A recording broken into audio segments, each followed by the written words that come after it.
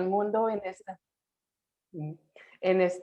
esta época de COVID o de post-COVID. Deseo que todos vosotros y vosotras estáis bien, sano, también con su familia. Y bueno, lo que voy a presentaros es un taller muy conciso sobre el uso de una herramienta muy conocida en el mundo del análisis y de la investigación cualitativa, que es En Vivo. Es uno de los programas que existen, pero realmente es una herramienta muy potente para las funcionalidades que tiene. Entonces, de manera muy breve, os voy a presentar. Yo tengo un PowerPoint de 5 diapositivas súper corto.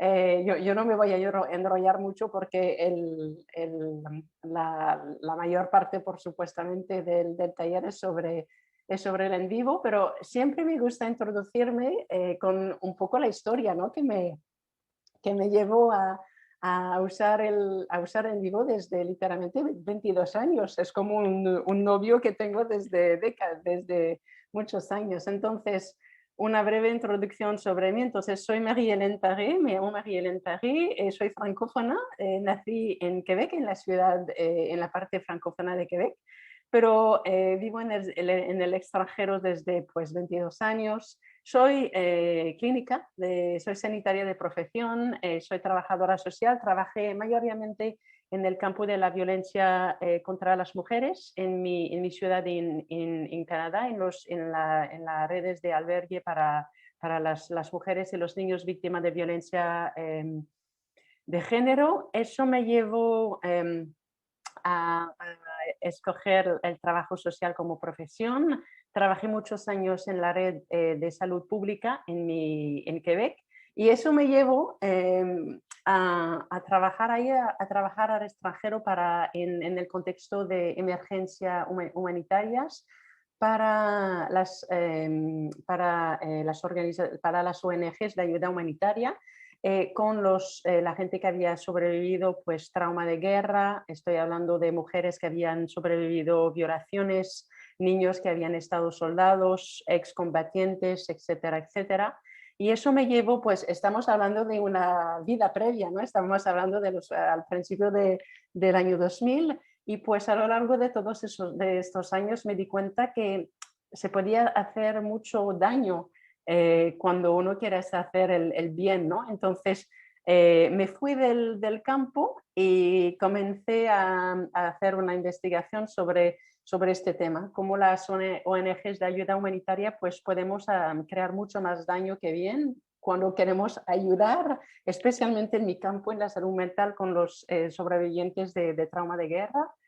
Y entonces yo estaba empezando mi doctorado en este momento a la Universidad de Oxford, en el Reino Unido, y necesitaba pues cursos, seminarios sobre la investigación cualitativa y especialmente el análisis de los datos cualitativos. Y no había nada, no había absolutamente nada, mientras que había muchos cursos y seminarios sobre encuestas y cómo hacer regresiones o otros tipos de estadísticas muy, muy avanzadas, pero yo no quería eso.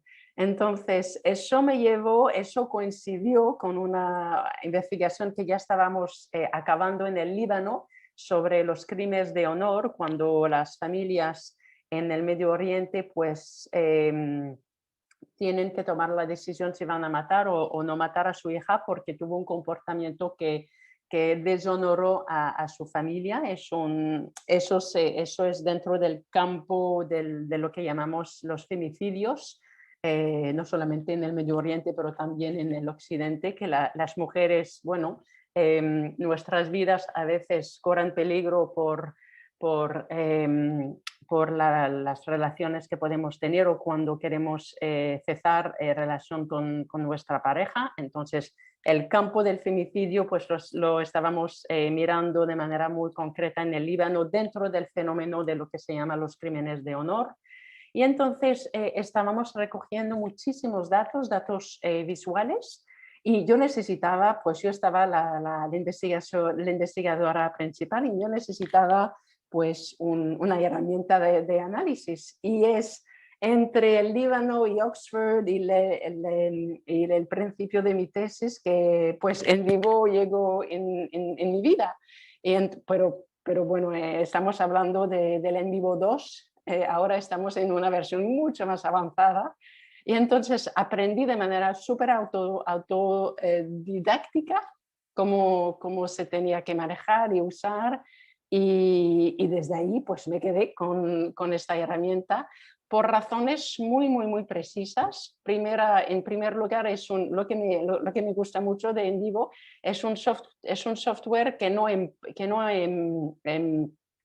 nos deja la libertad de decidir lo que queremos hacer en ello. No tiene un marco ontológico o epistemológico muy rígido, como a veces nos podemos encontrar. Si uno quiere trabajar con caso, con variables sociodemográficas, lo puedes hacer. Si es un análisis postmodernista o constructivista, ya se puede hacer. Entonces, lo que me gusta es esa libertad, no solamente al nivel metodológico, pero al nivel epistemológico, ¿no? La epistemología es qué tipo de conocimiento queremos generar dentro del proceso de investigación. Y claro, cuando se usa un programa, pues tiene también su impacto en lo que podemos o a veces no podemos hacer. Entonces, eh, eh, a partir de este conocimiento que adquirí sobre el en vivo, pues me quedé y empecé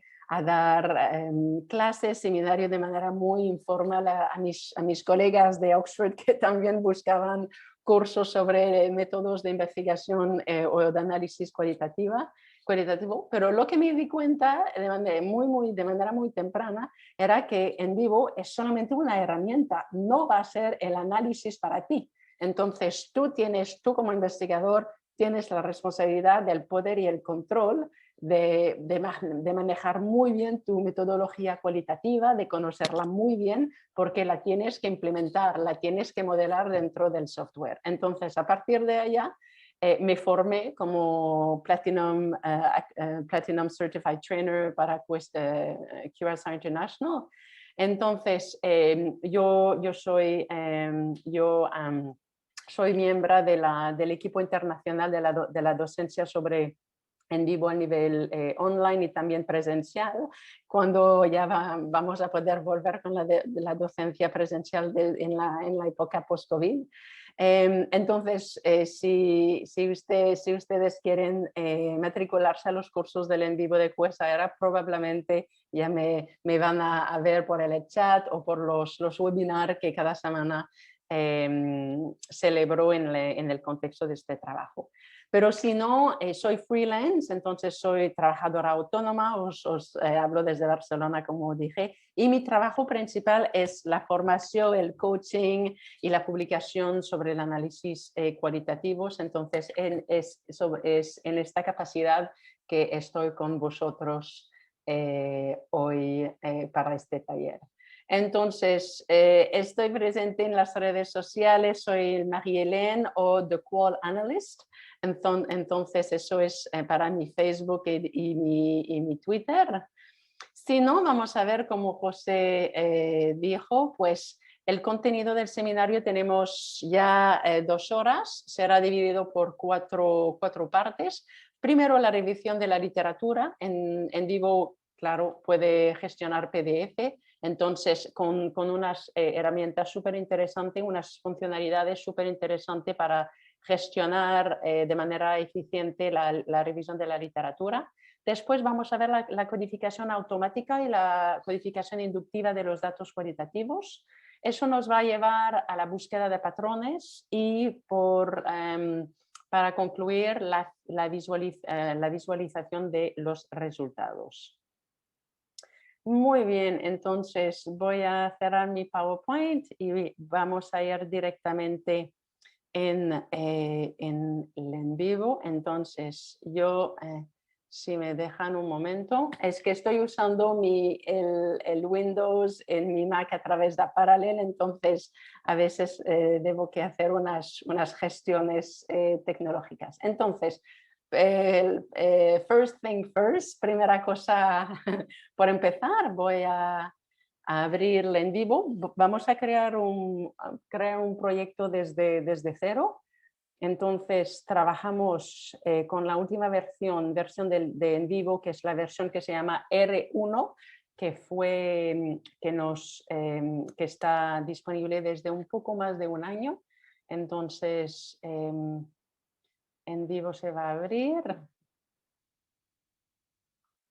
Y enseguida os voy a enseñar cómo importar los datos, empezando con la revisión de la literatura. Entonces, cuando voy a hacer el taller con el en vivo para Windows, la versión en vivo para Mac es más o menos similar. Entonces, aquí estoy en la interfase de llegada, de Welcome Interface.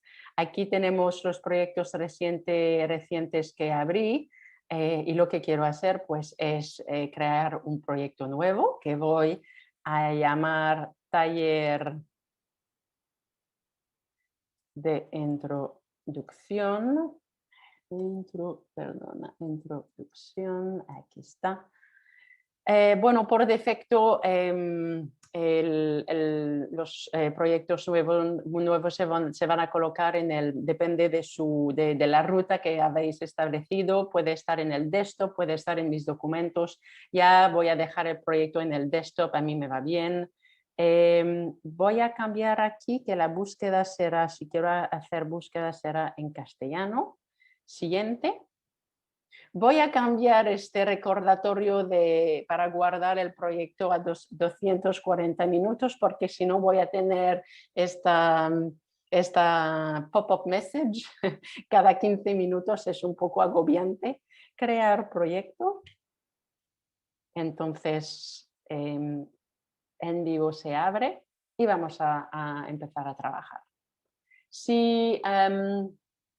Si tenéis preguntas, me resulta más fácil si José, ¿me puedes confirmar si los participantes pueden hablar o solamente pueden chatear? Porque me gusta más que alguien me interrumpe mientras estoy trabajando que estar pendiente del chat. ¿Lo sabes, José? Todos pueden hablar, tienen que activar su micrófono.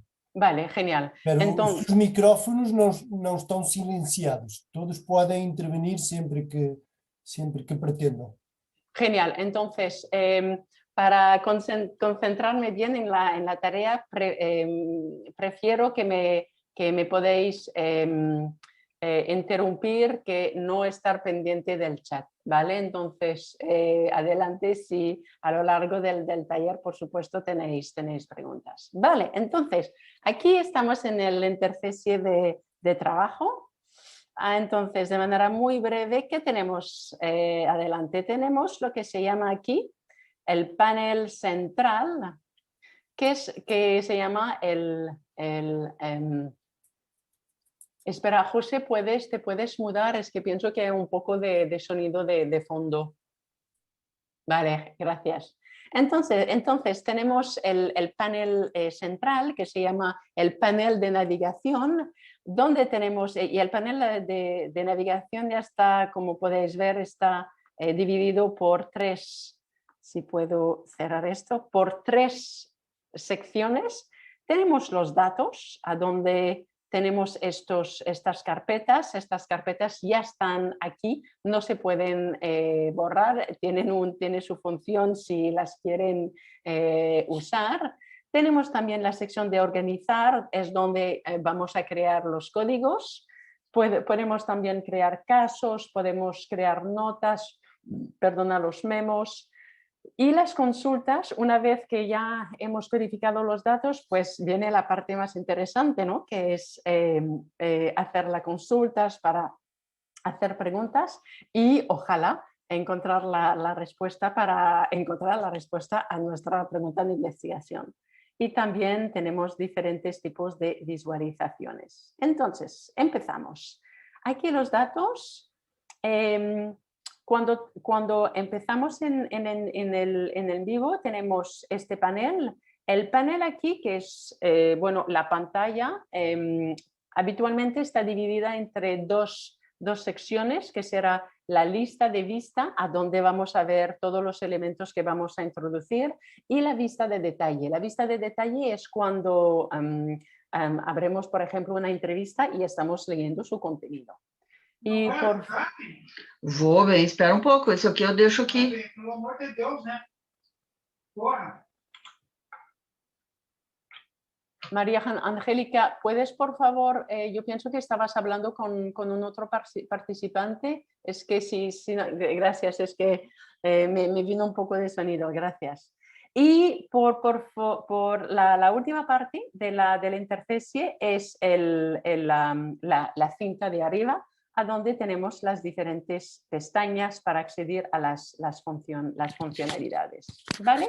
Entonces, empezamos. Voy a importar unos PDFs. Vamos a trabajar con una muestra de datos, y la muestra de datos será en inglés, porque ya me informaron solamente ayer que iba a dar este taller. Entonces yo trabajo, bueno, la gran mayoría de mi trabajo es en inglés, entonces los datos serán en inglés, pero bueno, seguramente que ya ustedes tienen un inglés mejor que el mío, entonces será datos por la primera parte de la revisión de la literatura. Vamos a importar unos PDFs sobre el tema del trabajo voluntario y después unas entrevistas sobre qué hicimos, sobre la experiencia, las percepciones del trabajo voluntario de gente que se dedicó al trabajo voluntario por una cierta parte de su vida. ¿Vale? Entonces, empezamos. En archivos podemos crear carpetas para organizar el tipo de información que vamos a importar. Aquí voy a poner revisión de la literatura.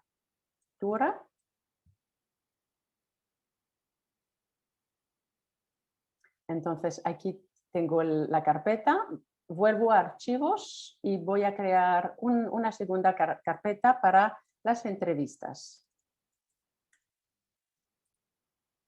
Aceptar. Muy bien. Entonces, para importar datos, voy a clicar en la carpeta revisión de la literatura. Voy a poner my cursor, no sé cómo se dice en castellano, el ratolín, es que no sé cómo se dice. Voy a clicar a la derecha, importar elementos. Aquí voy a ir en mi ordenador y será aquí a Volunteering Data, la revisión de la literatura.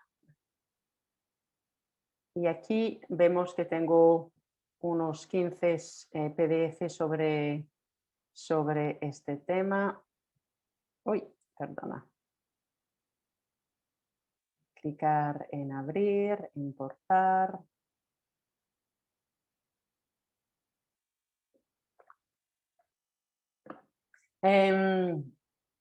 A menudo la gente me pide en vivo es muy potente, es muy lento, pues la respuesta es siempre, eso depende de su ordenador. Si tiene un ordenador que es muy potente, que va súper bien, que es muy reciente, pues en vivo va a ir muy bien, pero si su ordenador está muy cargado, está muy viejo, tiene el CPU que ya está enfermo, pues irá por supuestamente mucho más lento. Entonces, aquí tenemos los PDFs.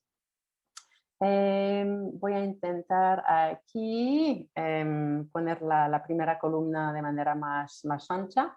Aquí tenemos diferentes PDFs. Entonces, la primera funcionalidad que a mí me gusta mucho usar son las anotaciones. Las anotaciones, por ejemplo, si eso, por ejemplo, eso es un artículo que estoy redactando, digamos que eso es un artículo de una revista. No sé si ustedes hacen lo mismo que yo, pero todavía uso papel y los bolígrafos. Entonces, soy una persona que cuando leo me gusta mucho apuntar y escribo en la margen, ¿no? Entonces, perdona, eso es mi paralelo. Entonces, la versión digitalizada de las notas que escribimos se llama anotaciones en vivo. Entonces voy a abrir Manning, que nos habla del trabajo voluntario. Voy a cambiar, si me dejéis cambiar un momento. Espera, quiero cambiar espacio de trabajo a la derecha. Aquí, vale.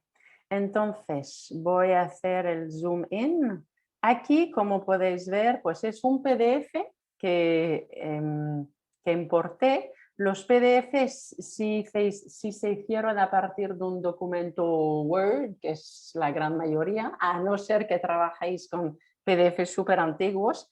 Como podéis ver, pues el texto está, ya se puede seleccionar. Eso quiere decir que se puede anotar, codificar, analizar, da muchísimo juego.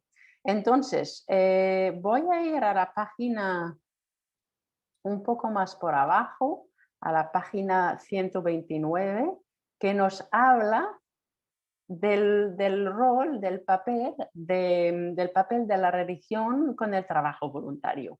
Porque no es mi campo de trabajo ni de investigación, pero uso esta base de datos para la enseñanza del vivo y pues a lo largo de los años aprendo un montón de cosas, ¿no? Y una de las cosas es el papel de la religión o del sentimiento religioso en los voluntarios y cómo eso influye o no influye, qué hacen, cómo lo hacen. Entonces, vamos a focalizar sobre lo que se está diciendo aquí. Lo voy a leer en inglés. Entonces dice, common in research on voluntarism or civic engagement is a discussion of morality or religion. Entonces hay una discusión en el mundo del campo del voluntarismo sobre la moralidad y la religión.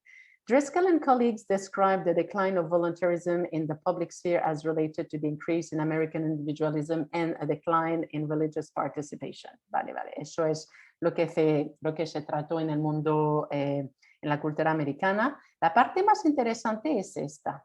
A key finding in their research on civic engagement and religious activity is that religious participation is a better predictor of civic engagement rather than religious affiliation, calling for further research disentangling the two conceptually through informed and intentional measures.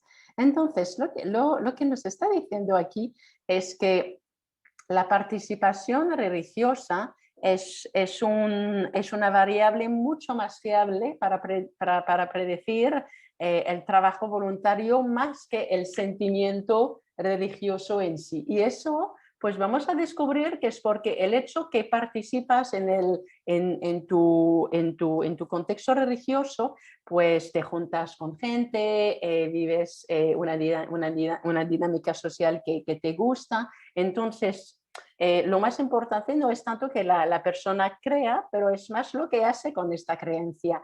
Pues va a la iglesia, va a la mezquita o a la sinagoga y pues hace actividades con la otra gente. Entonces, el ejemplo aquí es si empezamos en este campo y estamos descubriendo el papel de la religión en el deseo de hacer trabajo voluntario. Queremos anotar, queremos escribir como eso nos parece interesante, etcétera, etcétera. Entonces, para insertar, para poner una nota, voy a, como podéis ver, he seleccionado el trozo de texto. Voy a clicar a la derecha y voy a seleccionar anotación nueva.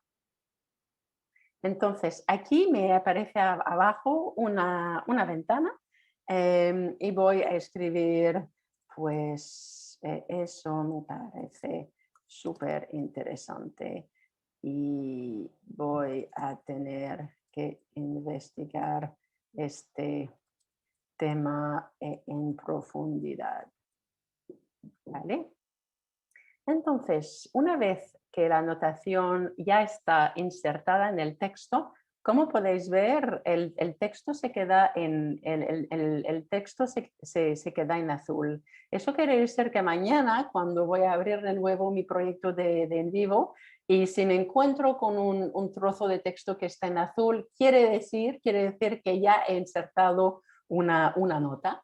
Y una nota es una nota, no puede exceder, yo pienso que es 1024 palabras. Entonces, si yo quiero comenzar a escribir mucho más sobre la influencia de este artículo sobre mi revisión de la literatura, que es un artículo súper importante, pues la anotación no es la funcionalidad, no es la mejor funcionalidad. Lo que yo puedo hacer es juntar un memo. Un memo en vivo es un documento abierto, es un documento que no tiene límites de palabras. Entonces, si quiero crear un memo para empezar a redactar de manera más extensiva, voy a clicar sobre Manning y voy a crear, me permite, a ver, ¿a dónde está? Es que es el menú en castellano. Yo quiero vínculo. Mira, vínculo a memo, vínculo a un memo nuevo. Entonces, eso será mi memo. Habitualmente, pues lo voy a llamar con el mismo nombre que el PDF, así que lo puedo identificar rápidamente en la lista de todos los memos que voy a crear en el curso de mi análisis. Voy a clicar aceptar. Aquí se va a abrir el memo en la vista de detalles. Como puedes ver, ya es un documento abierto. Una cosa súper importante que desde los últimos 22 años que uso en vivo siempre recomiendo es de insertar la fecha y la hora a la cual ya estamos redactando, simplemente porque el cerebro es un órgano que no recuerda todo. Entonces, si no escribimos cuándo, en qué momento de la investigación ya pensé en una cosa o no una otra, pues lo vamos a olvidar, y si es una cosa que nos escapa, pues será muy difícil de presentar lo que llamamos en inglés la audit trail, ¿no? Todas las pruebas que tenemos que presentar para que la gente pues puede ver que no hemos fabricado los resultados cualitativos por el hecho que no tenemos el valor del P, el p-value, como tenemos cuando hacemos estadísticas. Entonces, para colocar la fecha y la hora, aquí lo voy a poner, y aquí pues puedo escribir todo lo que quiero sobre Manning, que es un artículo súper interesante, etcétera, etcétera. Y una vez que ya el memo está muy bien, no se debe que hacer un copia-pega. En el Word se puede exportar directamente en el Word y eso es fantástico. Entonces, clico a la derecha y voy a exportar el memo. Y por defecto se va a abrir al exportar, y si clico en aceptar, pues en vivo está tocando a la puerta del Word diciendo tengo un documento para ti. Entonces el memo ya se está convirtiendo en un document Word que aquí vamos a ver. Entonces lo que yo personalmente como investigadora lo que hago, escribo todos mis memos en vivo, los cambio en el Word, y a partir del Word pues se convierten en el borrador de la sección donde estoy hablando de estos artículos en mi revisión de la literatura. Entonces, para mí hay una conexión tan epistemológica, metodológica que técnica entre la manera que uso en vivo con la manera que acabo escribiendo, por supuesto, la revisión de la literatura en Word. Teresa y Camino Escolar, ¿tenéis preguntas? Porque habéis abierto sus micrófonos.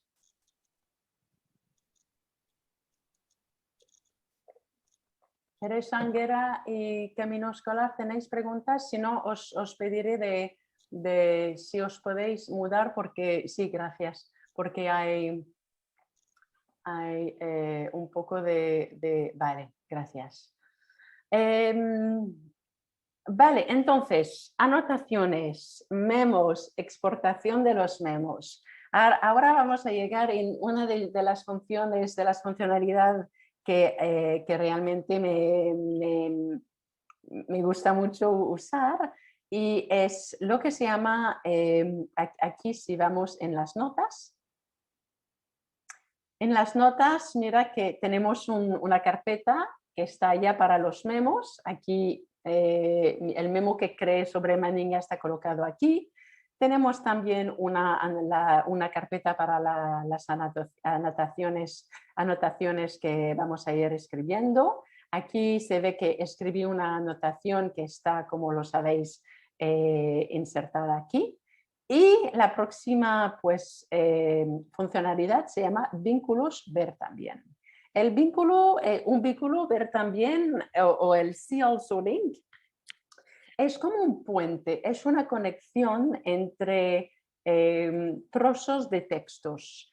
Y este vínculo es genial cuando se hace la revisión de la literatura, porque de esta manera podéis juntar diferentes trozos de textos a través de diferentes artículos, que es una cosa que de manera cognitiva hacemos, porque si estoy leyendo este autor y este autor está, no está de acuerdo con este autor, pues todo lo que me leí en el pasado lo voy a relacionar con lo que estoy leyendo ahora mismo. Entonces, el vínculo ver también nos permite vincular una línea, unos argumentos, definiciones de tu problema de investigación, cómo las definiciones pues han ido evolucionando a lo largo de los años. Entonces, es una funcionalidad que desgraciadamente solamente y todavía existe en Envivo para Windows. No está disponible todavía en Envivo para Mac.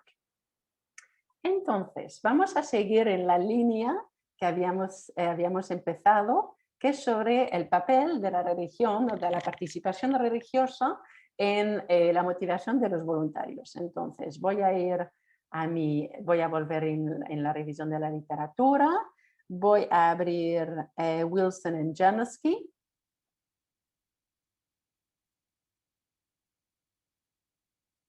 Y voy a abrir Warburton y Sterling. Entonces, lo que tienen estos documentos, estos artículos, es que han tratado de una manera o de una otra del tema de la religión con el trabajo voluntario. Entonces, aquí estoy en Warburton y Sterling, y si voy a la página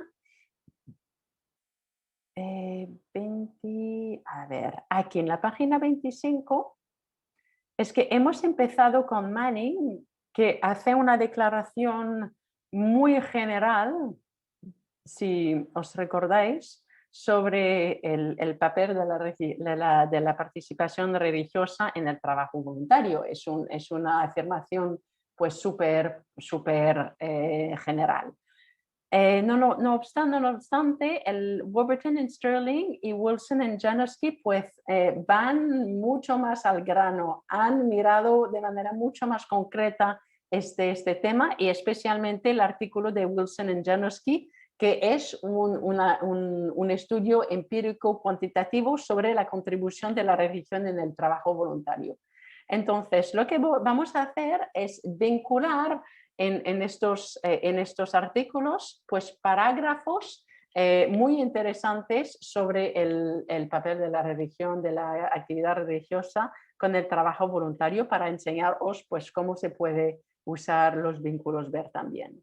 Entonces, aquí Warburton y Sterling nos dice: religious affiliation has also been identified as an important predictor of volunteering, particularly among older adults. Es un poco como lo que Manning dijo, que la afiliación religiosa ha estado identificada como un predictor importante.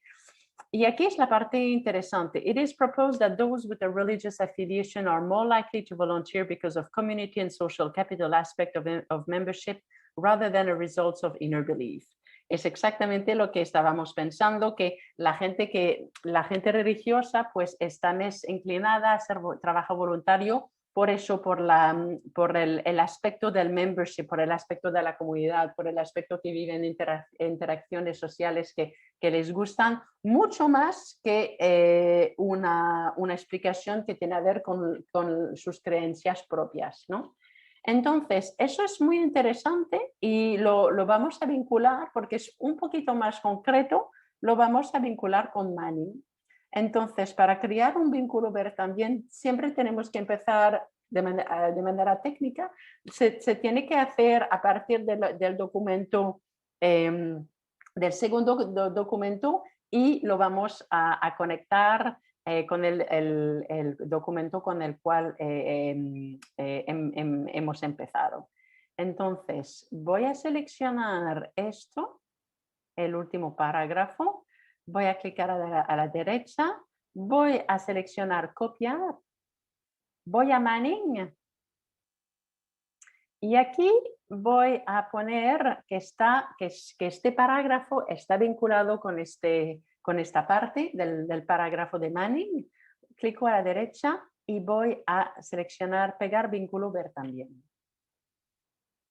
Pues ahora, como podéis ver, ya tengo una mini ventana abajo que me dice que esta parte del texto que está en rosa, ¿cómo se dice? Pink.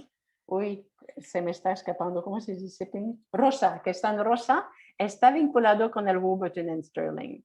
Pero como podéis ver, hay una parte de lo que hice que está en lila. Está en lila porque cuando combinamos rosa con azul, pues es de color lila.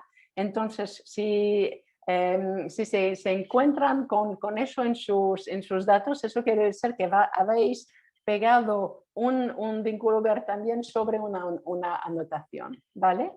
Entonces, eso nos dice que este trozo ya está vinculado a Warburton and Sterling. Aquí estamos. Y si queremos vincular Wilson y Januski, que es realmente un estudio muy comprensivo, muy elaborado sobre este tema, a Warburton and Sterling, para que se pueda ver todo el desarrollo analítico de lo que hemos hecho. Voy a ir que me esperen a la tabla de los resultados que está aquí. Entonces es un estudio americano en la cual pues, se verificó unas ciertas hipótesis sobre el papel de la religión en el trabajo voluntario. Y lo que quiero vincular es la parte de los resultados que nos vienen a continuación de las tablas, de la tabla. Entonces, bueno, nos dice cómo las hipótesis fue verificada, etcétera, etcétera, súper interesante. Entonces, es muy, muy, muy preciso porque nos concreta dentro de los cristianos, de Lutheran, de Methodist, entonces con el grupo de cristianos, pues cuáles fueron los que tuvieron un score más alto, más bajo en el índice del voluntariado. Muy bien, entonces voy a seleccionar eso, clico a la derecha, copiar, voy a Warburton and Sterling, aquí tengo el texto seleccionado, pegar vínculos, ver también, y aquí lo tengo, ¿vale? Entonces, eso quiere decir que si voy a cerrar estos PDFs y mañana vuelvo a abrir Manning, pues yo puedo ver que la parte en lila y la parte en rosa está vinculado y está vinculado a Warburton and Sterling. Entonces, yo no es obligación de abrir Warburton and Sterling de manera separada para tener acceso al trozo de texto que vinculo. Lo que se puede hacer es clicar a la derecha, abrir elemento A. Aquí, Warburton and Sterling Se va a abrir exactamente a donde hice el vínculo. Y esta parte puedo ver que también se vinculó a un otro PDF que es Wilson & Januski, el cual también puedo abrir solamente clicando en el vínculo ver también. Y aquí estoy. ¿No es magnífico? ¿Tenéis preguntas, feedback, comentarios?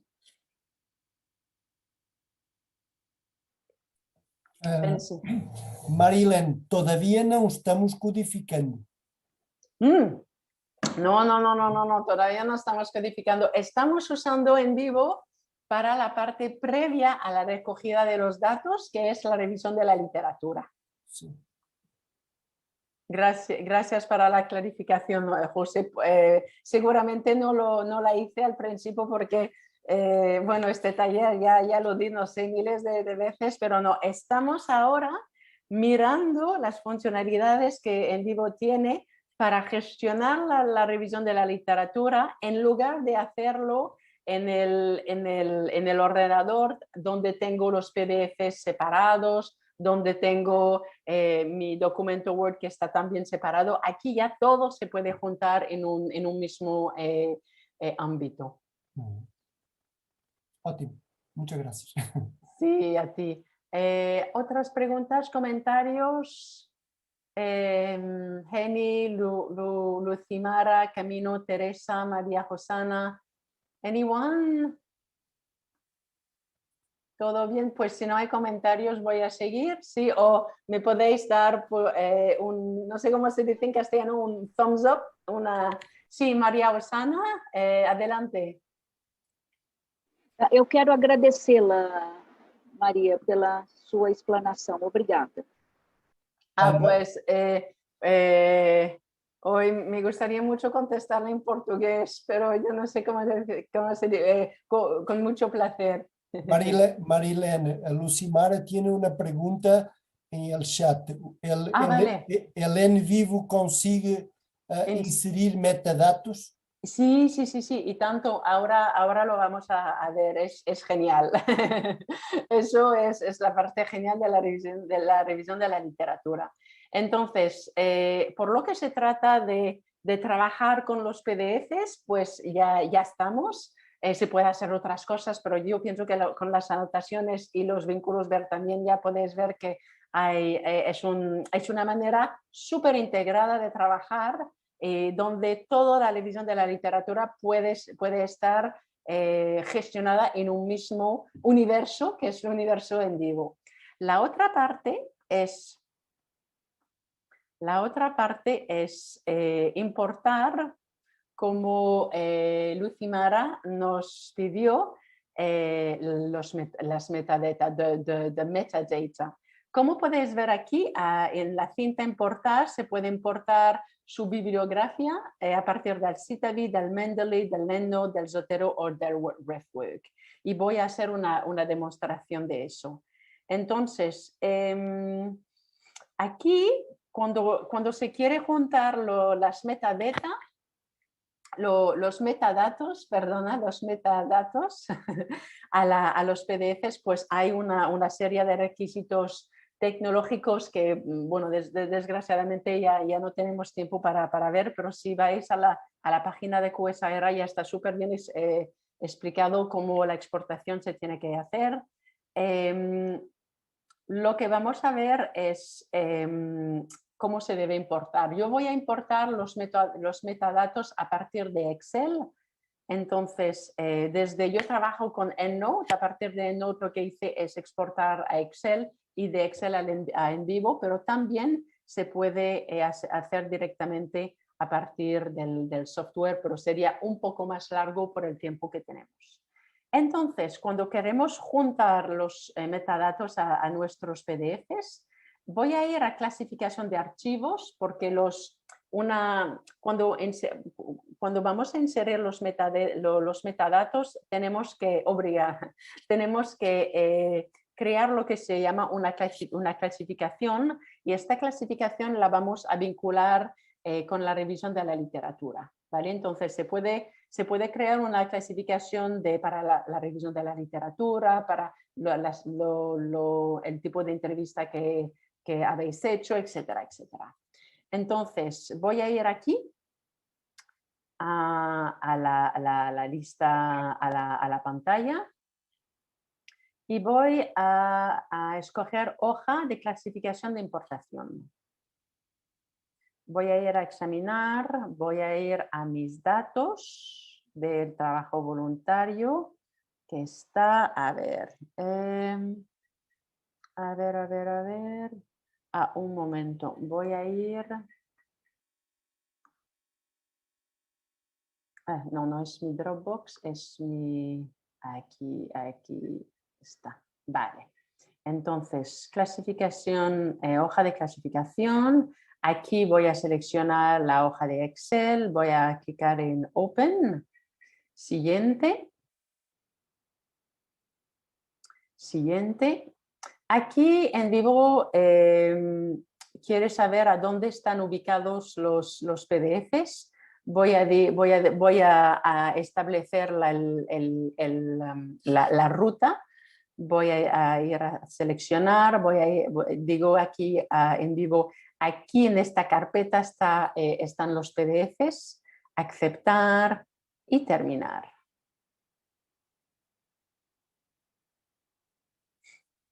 Vale. Vale, entonces lo que tengo aquí es eso. Entonces aquí, como podéis ver, mi clasificación, bueno, es en inglés, mi hoja es en inglés. Aquí tengo la revisión de la literatura, que es el nombre de la clasificación que estaba dentro de la hoja de Excel, y tengo 3 metadatos. El año de publicación, el nombre del periódico, del journal, y si es un trabajo empírico o un trabajo teórico. Y aquí lo que tenemos se llama la hoja de clasificación de archivo, y aquí yo tengo el nombre de mis PDFs, el año de publicación, el nombre del periódico y el tipo de trabajo, que si es un trabajo empírico o es un trabajo teórico. Entonces, yo os recomiendo siempre de importar solamente los metadatos que vais a necesitar, porque no sirve importar todos los campos bibliográficos que, por ejemplo, el EndNote nos ofrece, que son, no sé, 25 campos, de los cuales hay 19 vacíos. Eso crea lo que yo llamo ruido, it create noise. Llena tu proyecto de en vivo con cosas que no vas a utilizar. Entonces, es por eso personalmente que yo no hago la exportación directa del en vivo del EndNote hasta en vivo, porque me encuentro con cosas que después, claro que se puede limpiar, claro que se puede borrar, pero yo prefiero siempre importar lo que necesito. Entonces, a partir de eso, pues se puede hacer una codificación mínima de los PDFs de la revisión de la literatura, y comparar, pues de acuerdo con los temas que vais a extraer, si hay una diferencia interesante entre los años de publicación, el tipo de periódico o el tipo de trabajo. ¿Vale? Lucimara, ¿me puedes confirmar si eso contestó a tu pregunta? Sí. Sim, desculpa, eu não falo espanhol. Outra dúvida, se eu quero importar, por exemplo, o resumo dos artigos e o título, eu consigo nessa etapa? Para fazer a primeira seleção. José, me gustaría tanto poder entender portugués. José, ¿me puedes ayudar? Solamente la segunda parte. Se puede importar el título y el resumen de los artículos Sí. en esta etapa del trabajo. Sí, es un punto muy interesante, Lucimara.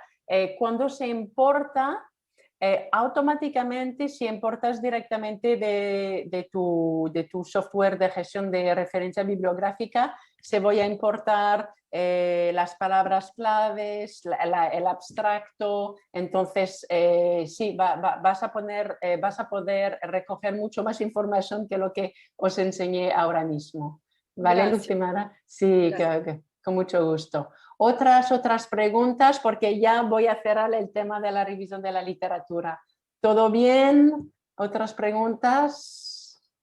¿Todo bien? ¿Todo bien? ¿Todo bien? This is as far as my Portuguese go. Todo bien, Rocío Santo Tomás, gracias, Rocío. Muy bien, entonces ya hemos acabado con la revisión de la literatura. Vamos a hacer la parte súper importante, que es la codificación de los datos. Entonces, aquí tengo la carpeta entrevistas. Voy a importar las entrevistas que tengo, importar elementos. Y aquí estamos en la carpeta que será las entrevistas.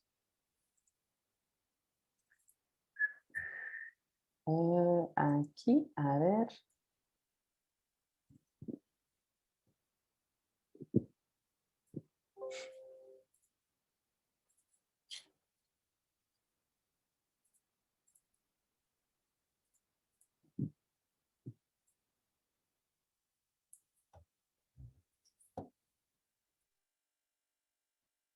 Muy bien, voy a quitar este. Vale, entonces lo que tenemos aquí. Tenemos unas entrevistas semiestructuradas, es en inglés, sobre el uso del tiempo de la gente que hizo trabajo voluntario, cómo piensan que será su vida en 10 años en relación al trabajo voluntario, cuál es el significado del trabajo voluntario y otros temas. Entonces, si vamos a ver en primer lugar si trabajáis de manera semiestructurada o estructurada, ¿cómo se puede hacer la autocodificación? La autocodificación es juntar grandes partes de texto o grandes partes de datos juntos bajo un mismo concepto, que es, por ejemplo, la pregunta una de las preguntas de la guía de entrevista o un tema. Entonces, es una agrupación temático, no hace el análisis y no es la codificación conceptual en sí, ¿vale? Pero es una manera, si trabajáis de manera estructurada o semiestructurada, es una manera súper interesante de agrupar, de dar un primer paso de agrupación por temas. Y los temas aquí son las preguntas y las subpreguntas del guía de entrevista. Porque si os fijáis, si voy a Bernadette, no voy a abrir la resta de las entrevistas porque es exactamente lo mismo, pero aquí, como podéis ver, pues el uso actual del tiempo es el primer tema. Entonces, también se pone en el documento de Bernadette. También, como podéis ver aquí, ven que el entrevistador tiene su propio identificador. Después viene su pregunta. Después viene el identificador personal de Bernadette, que es su nombre. Si preferéis trabajar con un número, con un sistema de identificación que es anonimizado, pues está bien, pero en el contexto de aquí pues tenemos los datos, tenemos el identificador por el nombre de la persona. Después tenemos subpreguntas, cómo se sienten en relación al uso actual del tiempo, etcétera, etcétera. Entonces la estructuración de la entrevista debe ser la misma para todos los documentos, para todos los documentos Word que ahora hemos importado. Es muy, muy, muy importante eso como paso previo para hacer la autocodificación. Lo que no es tanto crucial es el orden de los temas. Por ejemplo, en la entrevista de Bernadette, por una cuestión X, pues se podría haber producido que ella hubiera empezado a hablar sobre cómo ve el uso de su tiempo en 10 años. Entonces, el Q2, el Q2 Time Use 10 Years On, podría haber estado colocado al principio de la entrevista sin ningún problema. Lo que es muy importante es la manera de escribir este título, que es el principio de esta parte, que es Q.2 espacio time use 10 years on. Es muy importante que si en todas las entrevistas no hay un punto en el 2, después del 2, pues en Ana tampoco hay un punto. Entonces, la redacción de los grandes temas o de los temas sobre los cuales se hacen las preguntas, es muy importante seguir un orden de la misma manera, porque si no, en vivo no va a reconocer que lo que se habla en Ana es el mismo tema de lo que se va a ir hablando en la entrevista de Bernadette. ¿Vale? Entonces, una vez que ya está muy bien organizado los temas y lo que se llama los identificadores personales, tanto del entrevistador que de la gente que está ya entrevistada, se puede hacer la autocodificación. Os quiero decir que es por debajo de ningún concepto debéis se dice torzar los datos para hacer la codificación automática. Hay datos como en fenomenología o en un diseño biográfico, pues que la pregunta de investigación es háblame sobre tu historia. Entonces, la entrevista se va desarrollando tomando direcciones que son completamente únicas y especiales de acuerdo con cada entrevistado. Entonces, la codificación automática puede ser un crimen metodológico si el tipo de diseño de investigación o el tipo de datos pues no se presta a esta funcionalidad, porque a menudo es una pregunta que tengo, ¿puedo organizar los datos para hacer la autocodificación? Pues si tu guía de entrevista o tu guía de grupo de discusión es estructurado o semiestructurado, pues adelante. Pero si es completamente no estructurado, bajo ningún concepto se tiene que torcer los datos. Entonces, como metodóloga, os debo decir eso. Pero si no es el caso, si todas las entrevistas ya han seguido más o menos han seguido los mismos temas, pues adelante. Entonces, voy a seleccionar todas las entrevistas, clico a la derecha y será codificar automáticamente. Y seguramente me vais a preguntar, ¿se puede hacer con PDF? Pues no, los PDF son una pesadilla para los software developers. Un PDF es un mundo cerrado, no se puede ni insertar ni hacer nada. Las anotaciones no se pueden usar como manera de hacer la autocodificación. La autocodificación se puede hacer con una hoja de Excel que podéis haber importado porque es su encuesta con sus preguntas abiertas. O también Facebook, Twitter, que también se importan como hoja de cálculo. No es una hoja de Excel propiamente dicha, pero es una hoja de cálculo. Entonces podemos autocodificar autocodificar las columnas, pero por la gran mayoría del tiempo pues lo que hacemos es autocodificar transcripciones de entrevistas. Entonces voy a seleccionar, use el estilo o la estructura, siguiente, estilo de párrafo, siguiente. Aquí en vivo ha reconocido que hay heading styles, los títulos. Los títulos 1 y 2 son para las preguntas y las subpreguntas. Genial. Voy a clicar siguiente. Y en vivo me está preguntando dónde quiere estos códigos, porque aquí cada tema y cada subtema será un código. Entonces, yo quiero en la ubicación, bajo una nueva carpeta. La ubicación será en código y voy a decir que fueron temas de entrevistas. Terminar.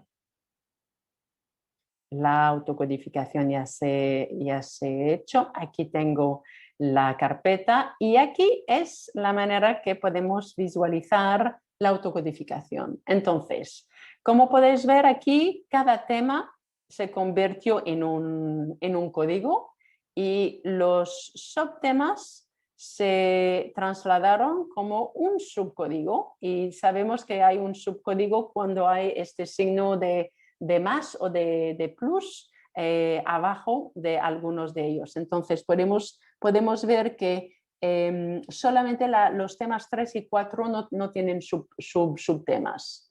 Entonces, para ver lo que es genial con la autocodificación es, si por ejemplo yo quiero ver todas las respuestas del tema del uso actual del tiempo de mis voluntarios, voy a abrir el código y a abrir el código lo que voy a ver es esto. Entonces, ahora estamos dentro del código y podemos ver, bueno, el tema, la pregunta de Ben y lo más importante es la respuesta de la Ana. De Ana. Entonces voy a bajar, lo mismo, aquí en vivo me está diciendo estamos entrando en la entrevista de Bernadette, current use of time, la pregunta del Ben, eso se puede quitar, eso se puede, si no queréis ver esta repetición, se puede quitar borrar la codificación aquí mismo. Entonces ya yo no perdería mi tiempo a hacerlo porque para mí la autocodificación es simplemente una agregación temática, pero si queréis ver solamente las respuestas de los participantes, pues sin problema. Entonces aquí veo Bernadette, Frederick, Grace, etcétera, etcétera.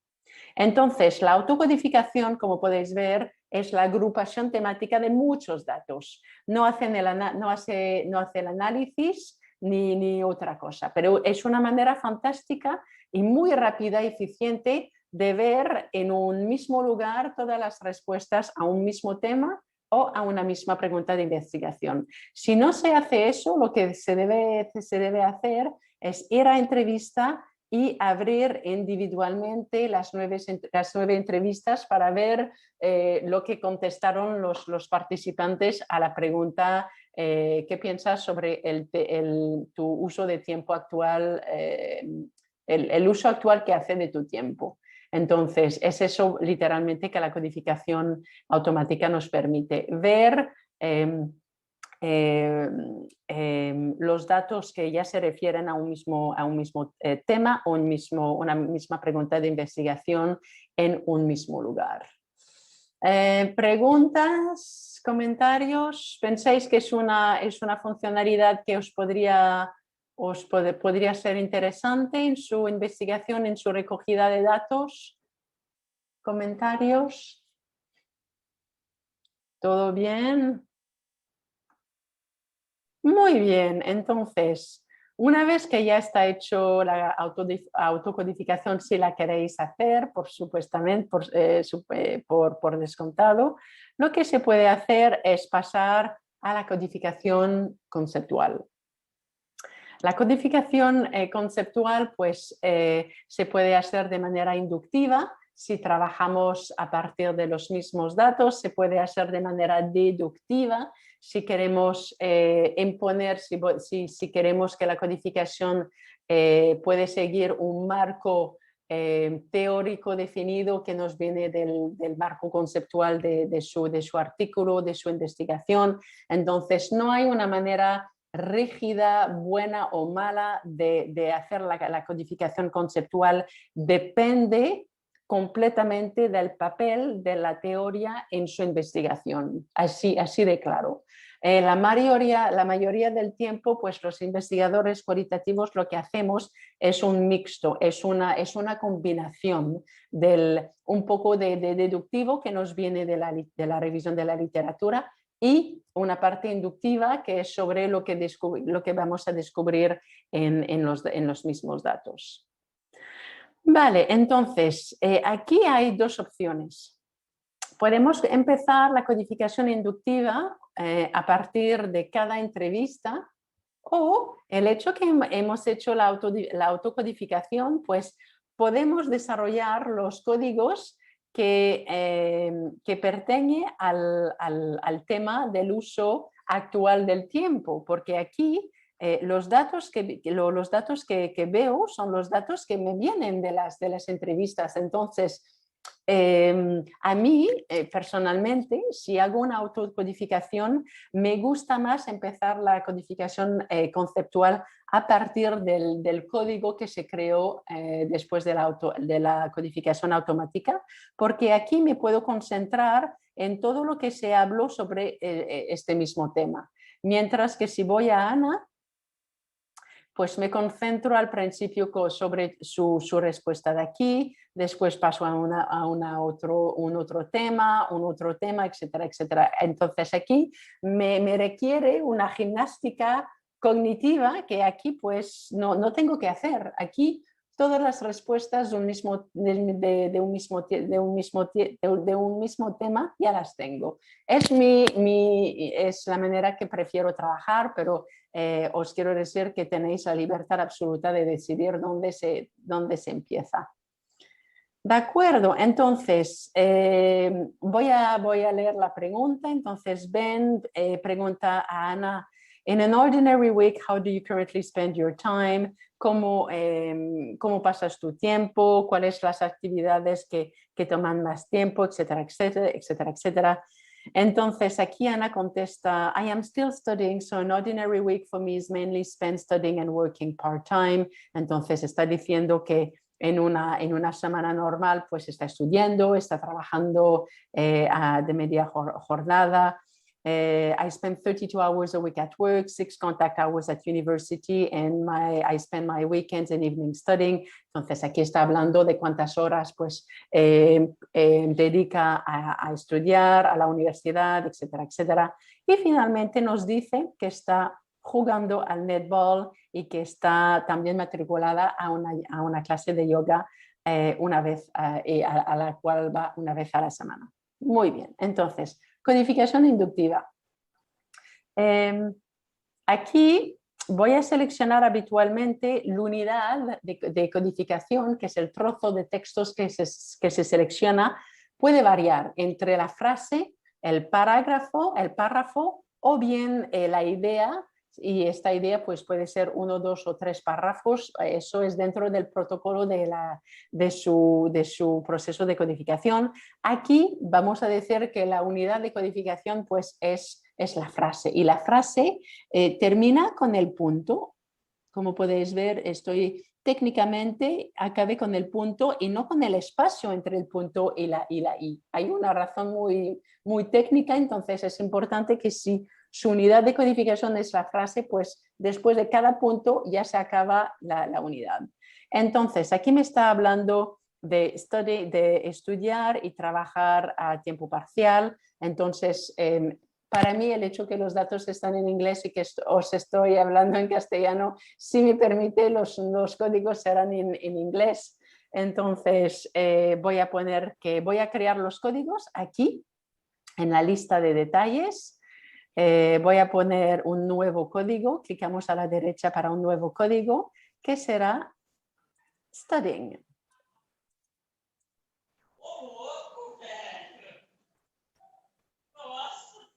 Marcia, te voy a poner en mudo porque hay sonido de fondo. Gracias. Vale. Uy.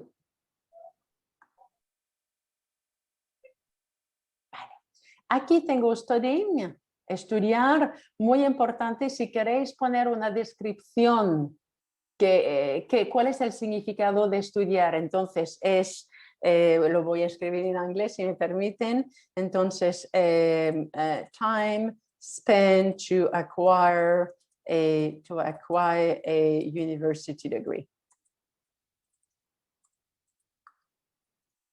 Es muy importante cuando trabajáis de manera inductiva describir una definición de su código, porque el significado puede evolucionar y cambiar y alterarse a lo largo de la codificación. Entonces es muy importante. También podemos asignar un color que solamente es una manera de poder ver pues, todos los códigos que se crearon de manera deductiva e inductiva, por ejemplo, o unos ciertos códigos que se refieren a una cierta teoría o bien una otra. Voy a poner que este es verde. Entonces, aquí tengo studying. Lo que también ella me está hablando es del hecho que está trabajando de manera a tiempo parcial. Entonces voy a crear un nuevo código, el trabajo, que es lo que se llama el código principal. Pero dentro del código principal lo voy a desagregar entre la gente que me va a hablar del trabajo a jornada parcial y a jornada completa. Entonces, nuevo código, part-time. Aquí tenemos un subcódigo. Vuelvo a trabajo, nuevo código y será full-time. Y también voy a crear, porque sé que Bernadette ya está jubilada, voy a poner trabajo, nuevo código. ¿Cómo se dice? She is retired. Es que trabajo en 4 idiomas y a veces pues me estoy perdiendo. Retired. Muy bien. Entonces, aquí tenemos lo que se llama el esquema o el árbol de codificación. Esa estructura viene viene debajo de diferentes nombres en la literatura cualitativa, el coding scheme, el árbol de códigos. Al final es la lista de conceptos que estáis creando para poder codificar y también para poder buscar los patrones entre ellos. Entonces, también podéis ver que yo tengo 2 columnas, referencias y archivos. Estas columnas me van a decir en tiempo real cuántos trozos de textos pues fueron agregados a cada código. Y eso me va a decir cuántas referencias provienen de cuántos archivos, en este caso mis entrevistas. Entonces, aquí me está hablando de estudiar y del trabajo a media jornada. Lo que hago, la codificación en sí consiste en eso. Selecciono el texto o la fotografía o el tweet o el trozo de sonido, el proceso de codificación es el mismo y voy a ponerlo en studying. Aquí veo en tiempo real que ahora tengo una referencia que es una cita que me viene de un archivo que es de Ana. Voy a hacer el mismo para la segunda frase, que también olvidé de también arrastrar esto a part-time. Entonces aquí voy a seleccionar y voy a dejar que se calle a part-time. Y aquí veo que hay una referencia de un archivo. Ahora me vais a preguntar, vale, está muy bien que está en part-time, pero se refiere a trabajo. ¿Lo vas también a arrastrar a trabajo? No se tiene que hacer necesariamente, porque hay una funcionalidad bastante interesante que es la agregación de la codificación de los subcódigos a los códigos principales. Y eso nos evita de hacer esta doble codificación que a lo largo del tiempo pues, puede ser bastante pesada. Para agregar el part-time al código principal, se clica a la derecha y voy a pedir que se agregue la codificación que se llama los descendientes. Eso viene del inglés que es child code. Yo los prefiero llamar los subcódigos. Vale, entonces aquí veo que la codificación de part-time ya se agregó en trabajo y si yo lo quiero desagregar, pues ningún problema. Se va a quitar automáticamente. Muy bien. Entonces aquí Aquí me está también hablando de lo que hace en su tiempo libre, que está, she play netball and attend a yoga class. Una otra forma de hacer la codificación, que es mi forma preferida, es usando lo que se llama la barra de codificación rápida, que es esta, no sé si puede ver a dónde estoy pasando con mi cursor. Ahí entré, ahí entré. Esta barra nos permite crear un código nuevo y codificar al mismo tiempo. Es muy, muy, muy eficiente. Entonces, si yo quiero crear un código nuevo que es sobre el free time o leisure time, lo que hago es, hago clic aquí en codificar en, voy a poner que es leisure time. Entonces, estoy ahora mismo creando un código nuevo.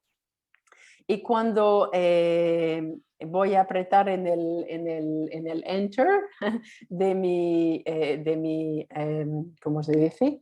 De keyboard, perdón, de mi keyboard, aquí voy a ver que Leisure Time ya se creó y también hay la cita que se juntó automáticamente. Entonces, es una funcionalidad de codificación muy rápida, muy eficiente, porque me permite codificar sin haber de arrastrar cada vez, ¿vale? Voy a acabar con la codificación y vamos a pasar con el tutorial completo de esta base de datos para ver la búsqueda de patrones y las visualizaciones, porque ya estoy consciente del tiempo que nos queda un poco más de media hora. Entonces, aquí Bernadette nos está hablando de que está retirada, que está jubilada, pues lo voy a poner en retired. También nos habla de su familia, que bueno, tiene hijos, tiene también grandchildren. Muy bien, entonces voy a crear un código nuevo con esto. Voy a seleccionar la frase. Voy a poner aquí un nuevo código que es family. Voy a clicar en hard return y aquí veo el código nuevo. Entonces, eso es la codificación conceptual. Hay dos otras funcionalidades que os debo hablar y después pasamos al tutorial completo. Cuando vemos los datos aquí, cuando estamos mirando las preguntas y lo que Ana y Bernadette contestaron, no hay nada aquí mismo que me dice dónde fueron codificados los datos. Entonces, es por eso que hay una funcionalidad que se llama las bandas de codificación, que son realmente geniales. Serán unas barras que nos van a aparecer en el lado derecho con colores distintas que nos van a decir exactamente si está un poquito pequeño en mi ordenador. Deseo que podáis ver si aquí hay la banda de studying. Si clico sobre ella, me va a aparecer exactamente el texto que fue codificado a studying. El trabajado a tiempo parcial, lo mismo, a leisure time, lo mismo. Entonces, las bandas de codificación son cruciales para dos razones. Primero, para aseguraros que no habéis hecho ningún error durante el proceso de codificación, porque si clico en part-time y veo que codifiqué demasiado o codifiqué cosas que no tenían ningún sentido, pues se puede limpiar los códigos después, por supuesto.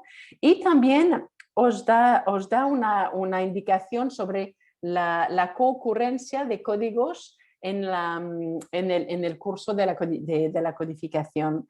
Por ejemplo, si aquí veo que cuando la gente me habla de un tema, también habla de un otro código, de un otro concepto, pues eso os debe hacer reflexionar sobre cuál es la asociación que existe entre estos códigos, si de manera muy clara están recurriendo, si están siempre si están siempre juntos cuando la gente me habla de un tema y me habla de un otro. Entonces, es por eso que como manera de captar las observaciones que hacéis cuando estáis haciendo la codificación, súper importante, lo que debéis hacer es ir a notas, a memos, crear un memo nuevo que yo siempre lo llamo proceso de codificación, que es un memo suelto, no es un memo asociado a un código específico. Aquí voy a poner la fecha como os pedí hace una hora y aquí voy a escribir cuáles son mis observaciones, qué pienso de la concurrencia de ciertos códigos, etcétera, etcétera. Una regla de oro es que debéis escribir porque el cerebro es un órgano que va a olvidar, ya está. Entonces, todo lo que estabais observando y descubriendo se debe que concretar en su memo de proceso de codificación, que después, por supuesto, se puede exportar y puede ser el borrador de la parte de la codificación en la parte del método de su artículo o de su tesis o del informe que estáis redactando. Preguntas sobre codificación conceptual inductiva, sobre autocodificación, preguntas, comentarios. Es gratis, ¿eh? No os voy a enviar ninguna factura ni nada de eso. José, ¿tienes comentarios? ¿Quieres añadir algo? No, de momento no. Está todo muy claro. A ver, no conozco los participantes, pero creo que todos tienen algún contacto con la investigación cualitativa Sí. y con estos conceptos y con el proceso de desarrollo de una investigación. Pero si alguno no está muy por dentro, em concreto da utilização de um software deste tipo, que é o momento de colocar todas as questões. Y tanto, y tanto. Y tanto, bueno, me imagino que si estáis con nosotros ya es porque habéis recogido datos, habéis usado el Excel o puede ser habéis hecho el análisis de manera manual con todos los datos en el suelo o en las paredes. Yo pienso que eso era genial en los años 80, 90, pero ya estamos en el 2021. Todas las universidades del mundo tienen licencia para el SPS, para el SAS, para el R, y siempre nosotros tenemos que pedir y pedir dinero para el mínimo, que es una licencia o 2 o 3 para un software cualitativo. Entonces, me imagino que si estáis con nosotros es porque ya o la habéis conseguido o la queréis ya conseguir y entonces estáis mirando las ventajas, ¿no? de usarlas. Marilene, tenemos una pregunta en el chat de Begoña. Sí, Begoña, los colores en barra de codificación se asignan automáticamente. No necesariamente, Begoña. Es una súper buena pregunta. Mira, no sé si recordáis, pero en el código de study, ¿cuál es? Espera, ¿era studying?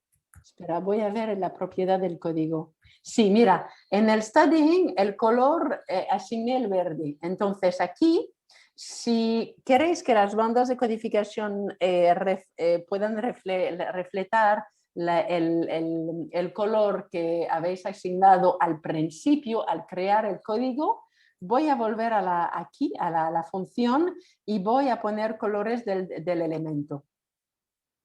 Entonces, como podéis ver, hay muchas barras que son transparentes porque no he asignado ningún color, pero Studying sí que está en verde, ¿vale?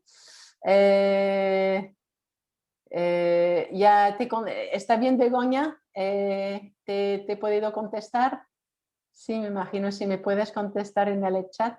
Me imagino que sí. Si no asignáis, vale, si no asignáis ningún color, pues debéis que ir aquí y será colores automático, entonces de manera aleatoria en vivo va a asignar los colores, pero si preferís que no, pues al momento de crear cada código debéis asignar un color. Muy bien, muy bien, muy bien. Ya está para la primera y la segunda parte. Vamos a pasar ahora al tutorial completo para la búsqueda de patrones. Como podéis ver en mi ordenador, se puede tener 2, 3, 4, 5 proyectos en vivo abiertos en el mismo tiempo. Aquí tengo el proyecto que he creado hace una hora, pero voy a pasar al tutorial completo de esta base de datos. Entonces, la parte más importante a la cual os voy a introducir no son los datos, porque ya tenemos muchísimos diferentes tipos de datos sobre el trabajo voluntario, son los códigos, que son en inglés. Los códigos es realmente el árbol de código que hemos creado a lo largo de la codificación conceptual de esta base de datos. Entonces, aquí tenemos los diferentes contextos a los cuales se refieren los participantes sobre el contexto de su trabajo voluntario. Entonces, lo más importante que vamos a explorar es la gente que trabajó para niños, que trabajaron en países extranjeros para la salud del bienestar, para su país, para las escuelas o para clubes de sport, como, no sé, club de niños para la natación o el fútbol, etcétera, etcétera. Tenemos los contextos del trabajo voluntario, tenemos todo lo que se hizo sobre las experiencias negativas y las experiencias positivas. Tenemos también los estereotipos o las imágenes del tipo, de la tipa que hace de trabajo voluntario. Puede parecer muy aventuroso, con un compromiso, estar muy pendiente de la comunidad. Bueno, estoy haciendo un ejercicio de traducir los nodos. Me imagino que ya está muy claro para vosotros, etcétera, etcétera. Entonces, está apasionado, que está políticamente muy comprometido, etcétera, etcétera. Tenemos las imágenes y tenemos también, eso es importante, cuáles son los objetivos personales que la gente persigue para cuando hace trabajo voluntario, keeping busy, quieren compartir experiencias, buscan interacción social si están muy solo a casa, o los objetivos sociales, pues quieren ayudar a los demás, hacer la diferencia en el mundo, hacer nuevas amistades, entonces, en so on, no sé cómo se dice, me imagino que ya me entendéis. Vale, entonces, una vez que ya fue codificada la base de datos, viene, por lo que considero yo, la etapa o la fase más interesante, que es la búsqueda de patrones en los datos. Entonces, la búsqueda de patrones es a partir de las bandas de codificación que hemos notado, cuáles fueron los códigos que siempre estaban ocurriendo juntos, o que uno estaba siguiendo el otro, o uno estaba siempre ocurriendo después de un otro. Entonces, las barras de codificación son hiper importantes para detectar tipos de patrones, y estos tipos de patrones pueden ser de concurrencia, cuando 2 o 3 códigos se aplican en una misma cita o unidad de codificación, o cuando el patrón es de proximidad, cuando el patrón es de secuencia, etcétera, etcétera. Entonces, estos patrones, las observaciones que hacéis de estos patrones, los debéis que escribir en sus memos, porque aquí en vivo no os va a decir, oye, hay un posible patrón interesante entre X y Y. No, eso no existe. En vivo es un software, no es un cerebro, no es la mitad de su cerebro. No ha registrado ninguna cosa que os va a dar el próximo paso para el análisis. Sim, Entonces, Marilene, sim. em vivo não decide sobre que tipo de codificação temos, pero ¿tiene alguna forma, alguna manera de organizar esses patrones? Sí, sí, sí. Da Sí, indicación. sí, sí, pero la elección La elección es del investigador. Pero... Exactamente, exactamente, porque las posibilidades, José, son infinitas. Tú puedes buscar el cruce entre contexto y meaning, entre meaning y personal goals. Entonces, si no has observado bien, si no has escrito en la fase de codificación cuáles son estos posibles patrones, vas a perder un montón de tiempo explorando cuáles son estos posibles patrones. Claro que el en vivo, como vamos a hacer ahora con la matriz de codificación, nos va a ilustrar la relación de los patrones que existen entre los códigos, pero la decisión de cuáles los códigos que van a cruzar las tienes que tomar tú en base a las observaciones que hiciste de la codificación. ¿Entendido? Sí, sí, entendí. Sí, muy bien, muy bien, muy bien. Entonces, tenemos una hunch, tenemos una hipótesis, hipótesis es muy deductivo. Tenemos una, en inglés es hunch, tenemos una sensación que fuimos escribiendo, etcétera, etcétera, que realmente hay una relación interesante entre los diferentes tipos de contexto de trabajo voluntario con los tipos de objetivos, objetivos personales y objetivos a nivel social. También tenemos una hunch sobre cuáles son las imágenes, cuáles son los estereotipos asociados a diferentes contextos de trabajo voluntario. Y es esta ruta que vamos a explorar. Entonces, para ver, hay diferentes maneras de explorar los datos, una de las cuales es la matriz de codificación. Como podéis ver, podéis hacer búsqueda de texto, frecuencias de palabras, pero cuando se hizo toda la codificación y queréis ver cuáles son los patrones, cuáles son el cruce que existe entre los códigos, pues la consulta de matriz es genial.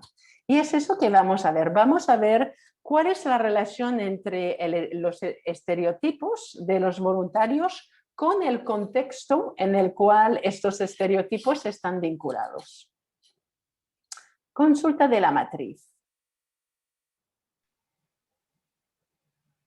Y eso es exactamente igual en vivo para Mac. Entonces voy a espera un momento, quiero espacio de trabajo a la derecha.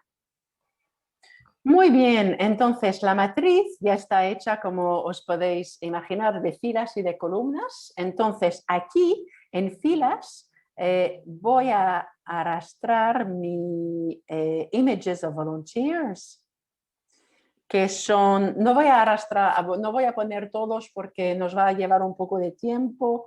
Voy a poner, por ejemplo, se puede poner directamente desde aquí, pero tengo un pequeño problema con mi Mac, entonces yo no puedo seleccionar bien. Entonces voy a clicar aquí y voy a seleccionar de esta manera. Códigos, imágenes. Y entonces ya seleccioné hasta Community Minded y voy a poner estos imágenes y ya está.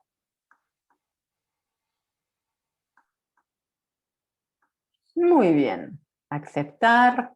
Y aquí tengo diferentes los estereotipos. La segunda parte es el cruce. El cruce se tiene que hacer con los diferentes contextos que voy a insertar a partir de aquí.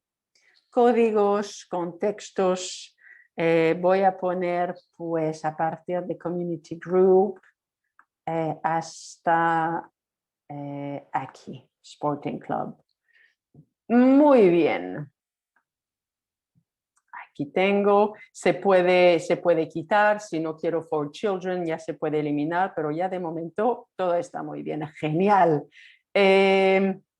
Aquí es una cosa muy importante, por defecto en vivo mirará la concurrencia cuando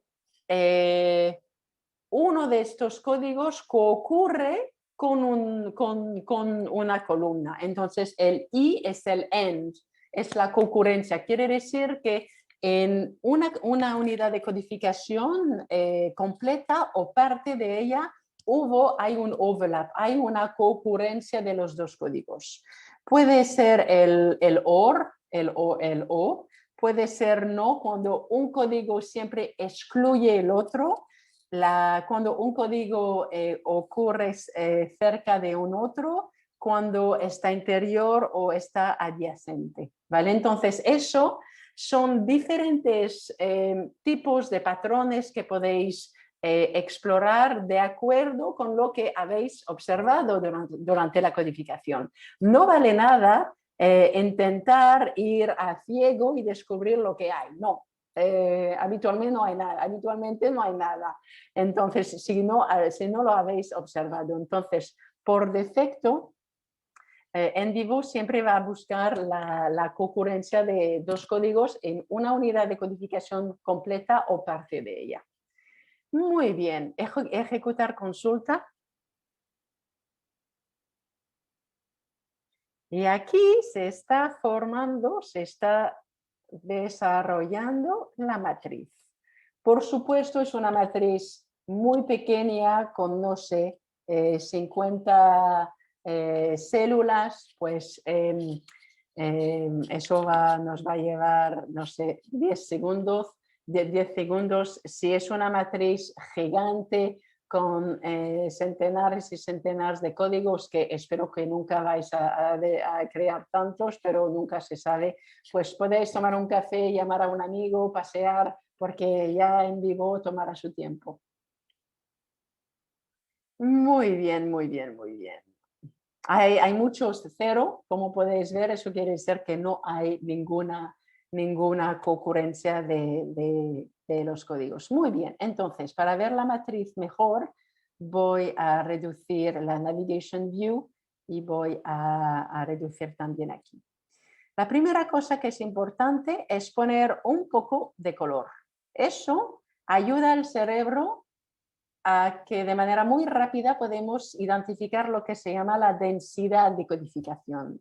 Entonces, aquí el análisis se puede hacer o por fila o por columna. La primera cosa que vemos es que cuando la gente se estaba refiriendo a países extranjeros, pues ocurre con el estereotipo de self-indulgent, que es ser muy, muy complacente con uno mismo, y el estereotipo de ser muy joven. No está relacionado para nada con el estereotipo de ser solo o una persona que tiene mucho tiempo libre o ser mayor, porque tenemos solamente 0. Me vais a preguntar qué son estos números, y realmente en la investigación cualitativa se debe basar en números, pues sí y no. La primera cosa que os debo decir es, por defecto, voy a clicar a la derecha, el contenido, perdone, os dije la célula, no, la célula es el cuerpo, la celda de la matriz. El contenido de la celda por defecto son las referencias de codificación. Es cada vez que codifique una cosa a cada uno de estos dos códigos. Entonces son las referencias. Cada vez que seleccione algo con mi ratón. Si lo que queremos ver es cuántas personas están representadas de mi muestra, voy a ir a casos codificados y aquí tengo una clasificación de casos que es respondent. Y aquí veo que los números han cambiado aquí, han cambiado un poco. La concurrencia de ser muy autocomplaciente con los países extranjeros, hay 4 casos que me hablaron de eso. Entonces, si clico en la celda,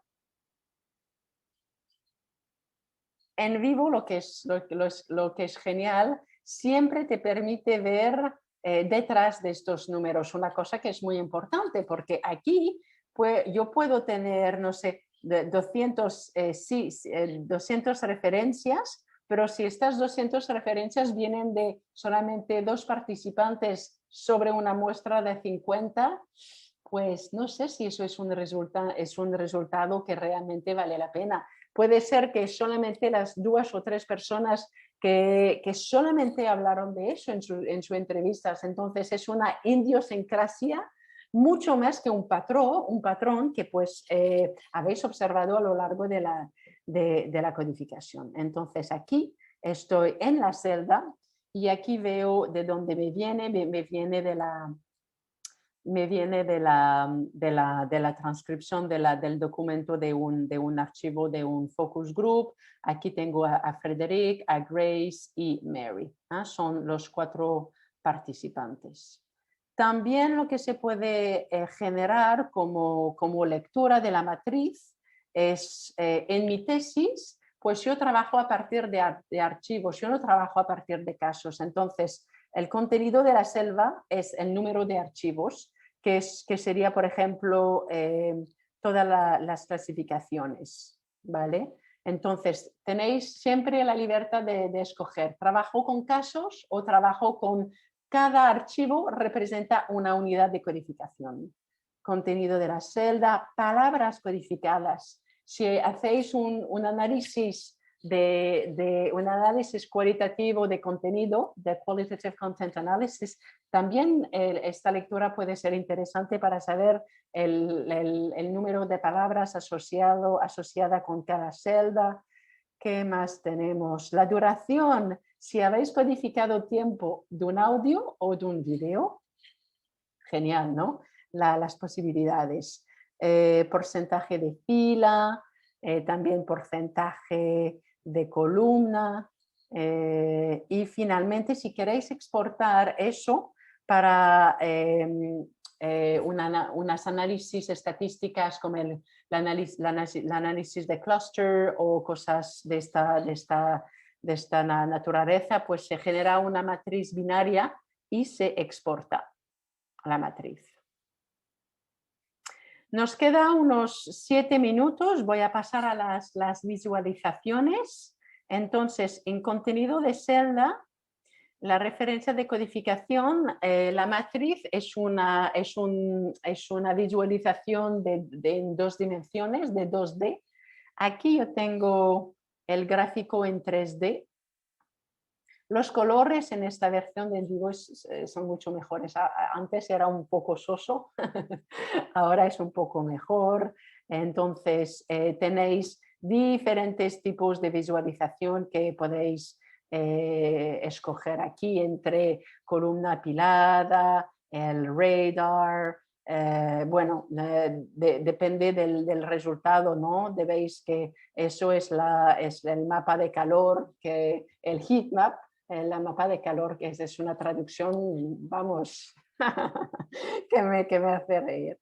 Bueno, el tema es que podéis, dentro del mismo en vivo, escoger la visualización que os parece la más adecuada, o simplemente exportar eso en Excel o en una app muy chula donde se puede hacer visualizaciones mejores. Vale, entonces eso es para la matriz que voy a cerrar. Las visualizaciones, si no, se pueden acceder a partir de explorar a partir de todo esto aquí, ¿vale? Gráfico, mapa jerárquico, el mapa jerárquico es genial, es una manera de enseñar, de representar el árbol de código, pero de manera diferente, porque aquí, bueno, el árbol de código es la estructura troncal de su análisis de datos, entonces es crucial poder exportarla para enseñarla en su artículo, en su tesis o en el informe. Si cuando se quiere exportar fuera, vamos a ir a compartir, exportar la lista, que es exactamente lo que estamos viendo aquí mismo. Se va a exportar en una hoja de Excel que voy a guardar. Y ahora pues ENVIVO está recogiendo toda la estructura del árbol de codificación. Voy a ir en mi desktop y aquí tengo mi árbol de códigos que voy a abrir.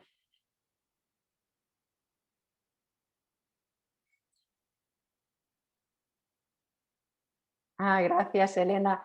Pues hace años que no hice un taller en castellano, entonces seguramente ya me escaparon unas palabras en catalán, pero bueno, hola, la célula que os dije, lo siento muchísimo, es que vivo en Barcelona, pero bueno, mi vida está en catalán, entonces espero que ya que no fue tan desastroso.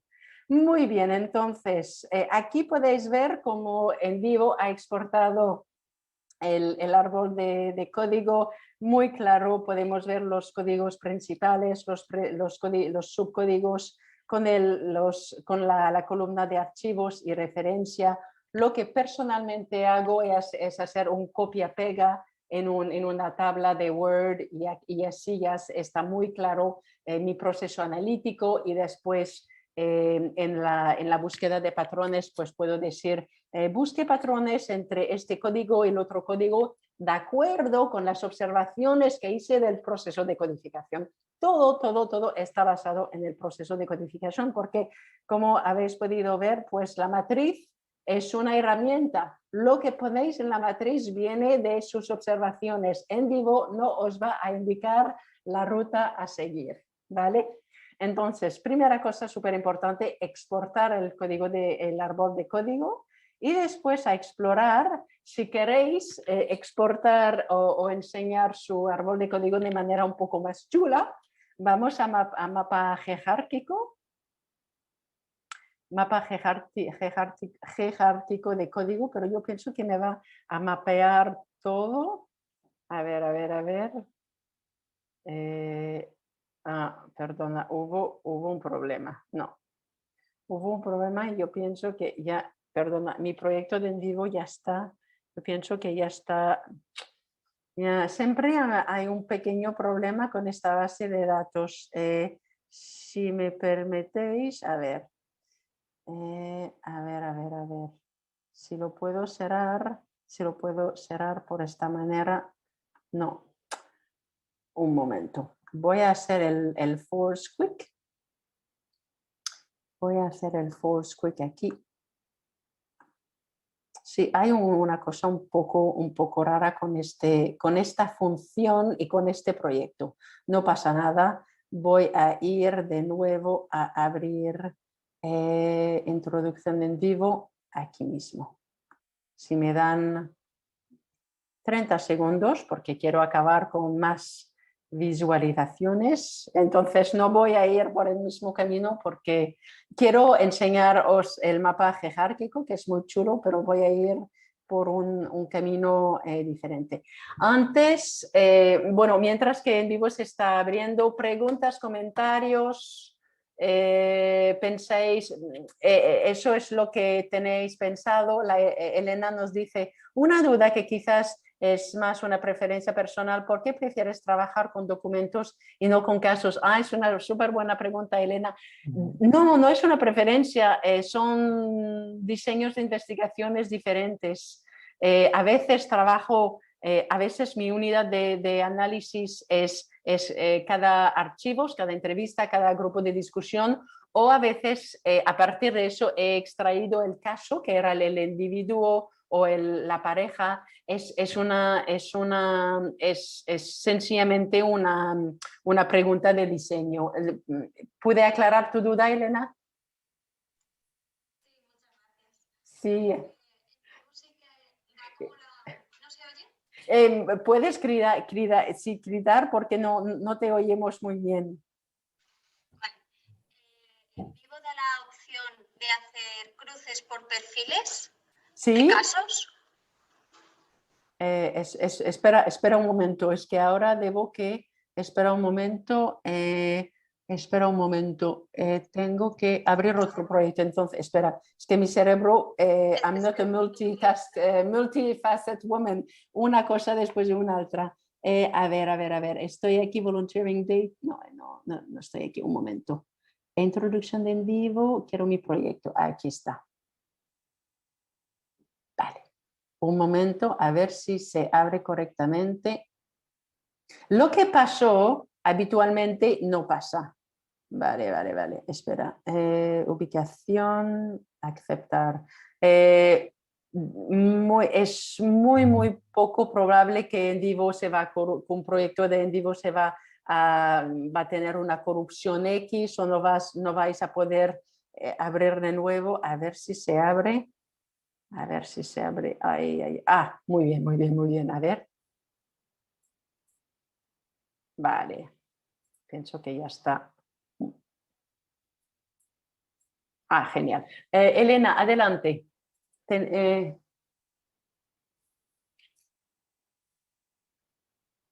Adelante, Elena. Can you remove your mute? Sí.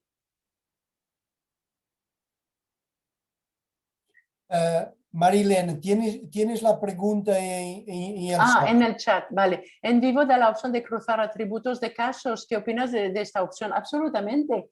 No voy a hacer una otra consulta de matriz, pero la matriz nos da una infinidad de posibilidades de cruce. Podemos cruzar, espera, que prefiero trabajar hacia la derecha. Podemos cruzar códigos con códigos, datos sociodemográficos con códigos, casos con códigos, archivos con códigos. Se puede cruzar cualquier ítems de tu proyecto con otro ítems. Y es por eso que es súper importante saber lo que estás buscando, porque puedes explorar al infinito. Si trabajas de manera deductiva, la teoría te va a decir muy claramente, tienes que cruzar, tienes que verificar la hipótesis A, B, C, entonces es súper claro. Pero si trabajas de manera inductiva, pues tienes una buena tarea de introspección, de observación y de escribir durante tu codificación, porque puedes cruzar, vamos, muchísimos elementos. Pero yo estoy en, si el cruce de datos sociodemográficos con, por ejemplo, todas las mujeres que hicieron trabajo voluntario en un país, no sé, o aquí en Barcelona, pues si me dice que las mujeres que hicieron trabajo voluntario en Barcelona, pues tuvieron, no sé, experiencia muy mala no sé, o experiencias muy buenas, pues es exactamente eso que voy a insertar en mi matriz, porque trabajo de manera deductiva, pero si trabajo de manera inductiva, pues no sé lo que voy a cruzar, no sé lo que voy a acabar cruzando. Entonces, los memo ya es el p-value del análisis cualitativos. Muy bien, os voy a dar una última, porque ya hemos pasado el tiempo, yo no os quiero detener, pero si voy a explorar el mapa jerárquico, voy a ir a mapa jerárquico. Vale, es eso que yo quería enseñaros. Os quiero enseñar cómo se puede también presentar los códigos. No todos los códigos, solamente algunos, que voy a decir, pues quiero ver los contextos, las experiencias y las imágenes, aceptar y terminar. Entonces, lo que vamos a ver es una presentación jerárquica.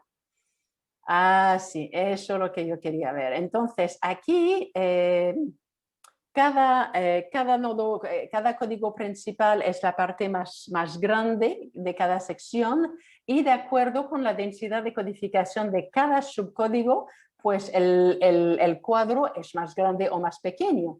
Entonces aquí del árbol, de la sección en los contextos, trabajar para los niños fueron el subcódigo que tuvo más referencia, etcétera, etcétera.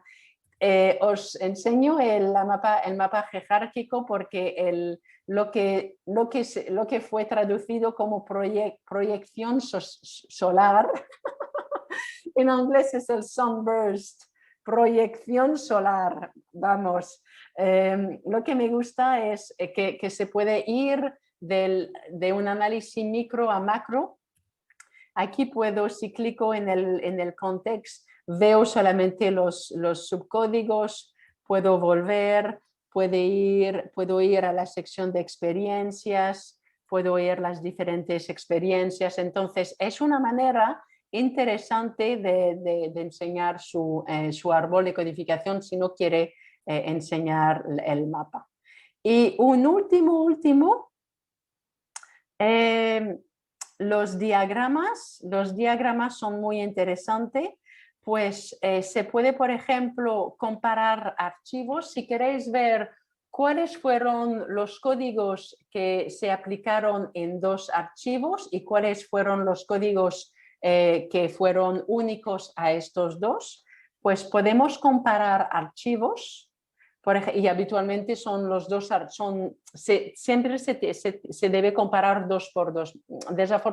Desafortunadamente no se puede comparar, bueno, se puede comparar de una otra manera, pero con el diagrama de comparación es siempre dos archivos con dos archivos. Entonces, si quiero comparar los códigos similares y excluyente de la entrevista de Ana y Bernadette, aquí voy a ver el diagrama de comparación. Uy, tengo muchísimas cosas. Voy a ver, por ejemplo, si hago el zoom, hay muchísimas cosas. Entonces veo todos los códigos que son similares y cuáles son los otros que son únicos a estos dos archivos. También puedo hacer la cosa contraria, que es comparar cuáles son los archivos que fueron, en los cuales han ocurrido dos códigos. Por ejemplo, en context, quiero ver los archivos similares y excluyente de For Children and Foreign Countries. Entonces, selecciono los dos códigos, voy a visualizar y será comparar.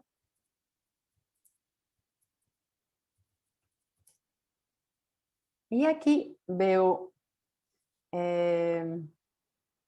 cuáles fueron los archivos comunes y cuáles fueron los archivos que solamente han ocurrido en cada uno. Por supuesto, hay otras formas, hay mapas, análisis de redes sociales, se puede hacer gráficos, pero bueno, ya hemos ido más allá de las 5 de la tarde, hora de Barcelona. Os voy a dejar aquí. Espero que eso pues fue una ventana interesante. NVivo es un software que, como quiero resaltar de nuevo,